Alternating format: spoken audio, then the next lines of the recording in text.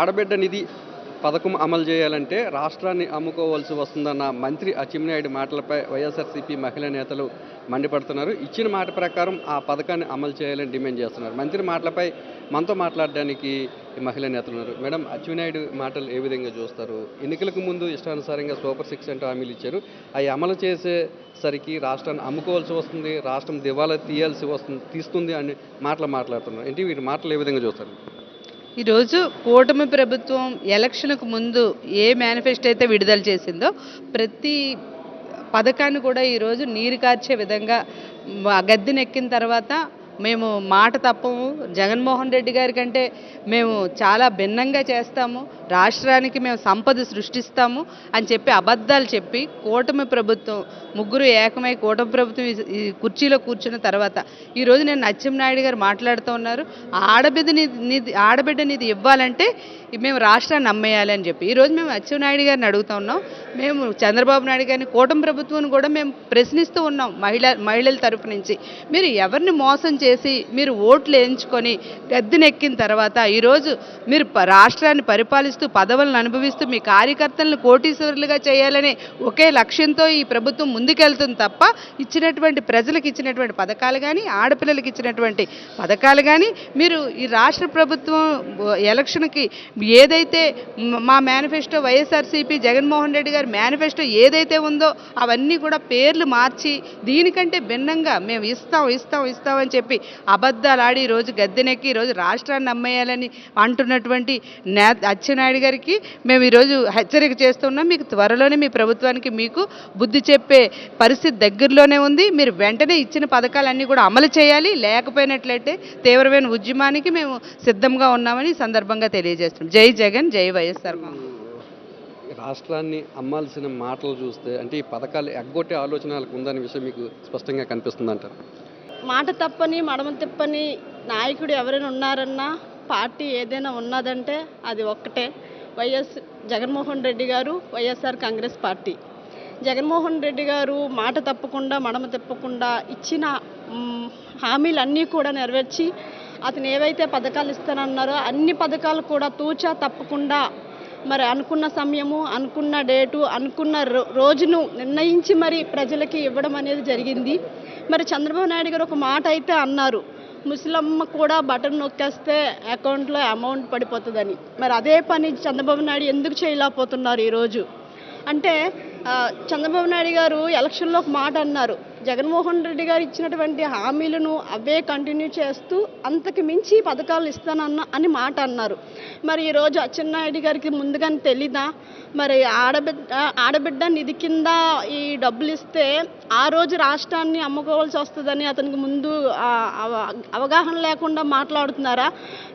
చేత కాకుండా ఈరోజు ప్రజల్లోకి వచ్చి మీరు అబద్ధాల హామీలు ఎలా ఇస్తారు? త్వరలోనే ప్రజలు మీకు తగిన గుణపాఠం చెప్తారు. మేడం, అచ్చెన్నాయుడు గారి మాటలకి మీరేం సమాధానం చెప్తారు ఒక మహిళగా?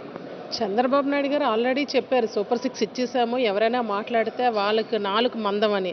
ఈరోజు అచ్చెన్నాయుడు గారు 4 మందమని అనా, లేకపోతే వాళ్ళ నాయకుడు తప్పు మాట్లాడేసరి వెనకేసుకొస్తూ ఆడబిడ్డ నిధి ఇస్తే ఈరోజు రాష్ట్రం అప్పుల పాలవుతుంది అనేటప్పుడు ఇదే పవన్ కళ్యాణ్ గారు దీని విషయంలో స్పందించరు. ఎవరైనా ఏదైనా విషయంకి వస్తే పసుపు నీళ్ళు వేసి కడిగేస్తాను, అది చేస్తా అన్నప్పుడు మనం ఇచ్చిన హామీల్ని మనం ఈరోజు ఇవ్వలేకపోయి 4 మందమని ఒకరు అంటారు, ఆడబిడ్డ నిధి ఇస్తే రాష్ట్రం అప్పుల పాలు అవుతుంది అనేటప్పుడు పవన్ కళ్యాణ్ గారు స్పందించరు. ఎందుకంటే ఆయన కుర్చీ పట్టుకుంటారు, ఆయన రెడ్ బుక్ లోకేష్ గారు రెడ్ బుక్ పట్టుకుంటారు, చంద్రబాబు నాయుడు గారు ఎలాగైనా మెలికలు పెట్టి నా కొడుకుని సీఎం చేయాలనుకుంటారు. అంటే ఎంతసేపు అధికార దాహం తప్పించి ప్రజలకి చేయాలని కానీ ప్రజల మంచి కోసం కానీ ఒక్క నాయకుడు కూడా లేడని ఈరోజు కూటమి పాలనకి మోసపోయిన మహిళలు అందరూ కూడా ఎప్పుడు ఎలక్షన్ పెడితే బుద్ధి వచ్చేలా చెప్దామని చూస్తున్నారు.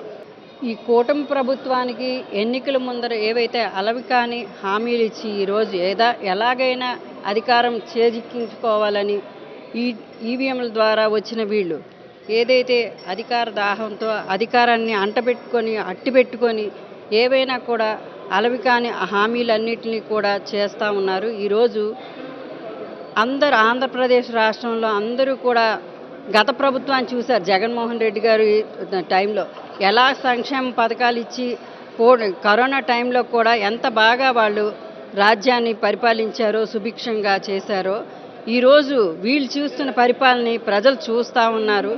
ఏవైతే సూపర్ 6 అన్నారు, సూపర్ 6 అమలు చేస్తామని చెప్పారు, అవి చేయలేకపోయారు.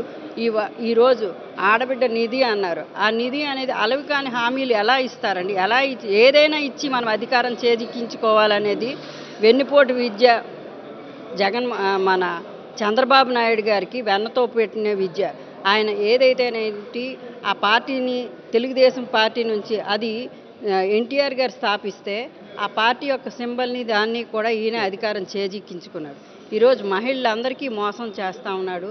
ఏదైతే యథా రాజా తదా ప్రజ, అదేవిధంగా ఈయన చేస్తున్న మాటలే ఆయన కమిటీలో కానీ ఆయన కూటమిలో ఉన్న ప్రతి నాయకుడు కూడా ఫాలో అవుతూ ఉన్నారు.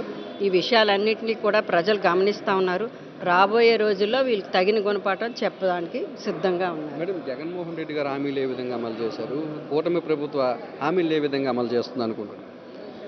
కూటమి ప్రభుత్వం వచ్చిన తర్వాత ప్రతిదీ కూడా బాబు షూరిటీ మోసం గ్యారంటీ కిందే అవుతుంది.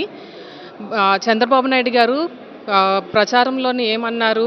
ఆడబిడ్డ నిధి కింద 1500 రూపాయలు ఇస్తాను ప్రతి నెల అని చెప్పారు.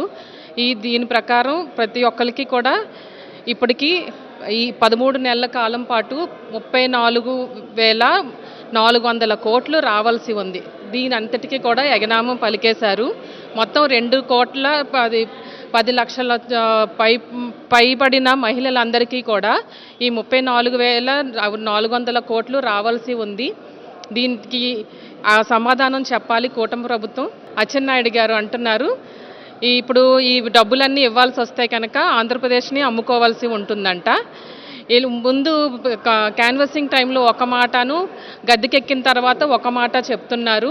దీన్ని ఎవరు కూడా ప్రోత్సహించట్లేదు. ప్రజలందరూ కూడా తిరుగుబాటుకి గురవుతున్నారు. డబ్బులు ఎప్పుడెప్పుడు వస్తాయా అని ఆశగా ఎదురు చూస్తూ ఉన్నారు.